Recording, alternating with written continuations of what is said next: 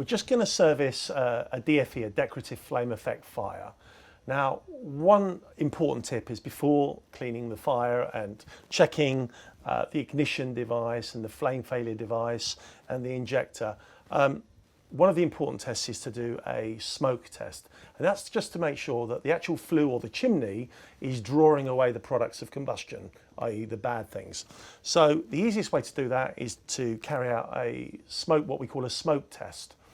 But here's the rub. Before we carry out a smoke test, what we're doing is we've taken all of the coals off, we've cleaned all of the coals before they're hot, because we won't be able to clean them.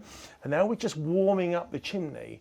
And that way, when we carry out the smoke test, the chimney will have been warmed and we can find out if the chimney is actually drawing away the products of combustion.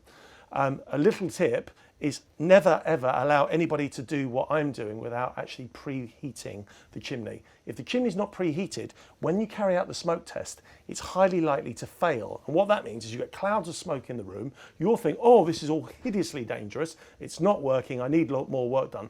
The reality is you probably don't. You just need the chimney to be warmed up before you do the test. So I'm going to do the smoke test right now.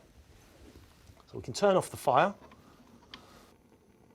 There you go. Put it underneath there. The fire is off. Now, a good thing to do would be to move this around and wave it around the fire. But I've had the chimney on for about 5 minutes, so it is nice and warm. And what we can see here,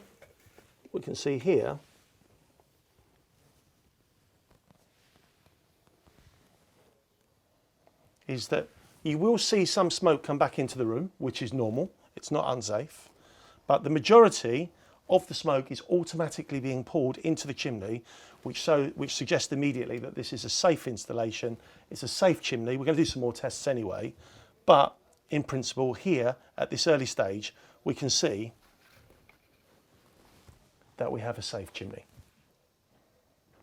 Right, what we're going to do now is we're going to check the injector, the gas inlet, and also the flame failure device to make sure that they're working. So we've now serviced the fire, we've cleaned all of the coals, we've made all of the important safety checks, we've checked the injector, we've checked the pilot assembly, we've checked the flame failure device, we've made sure that the appliance can be isolated and the on-off or isolation valve does actually work. But what's important is that when you check all of these things on the fire, those checks aren't what I think, oh, it'd be a good idea to check this or a good idea to check that.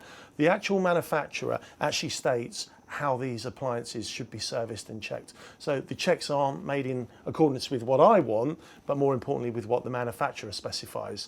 Again, fires can kill, so it's important that they're serviced and maintained on a regular basis.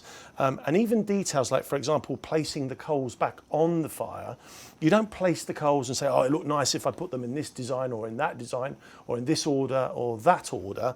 The actual design and placement of the coals on the fire need to be installed, again, in accordance with the manufacturer's specification.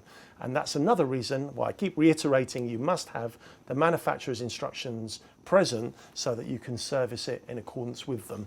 And hey presto, we should now have one new, nice, clean, serviced fire.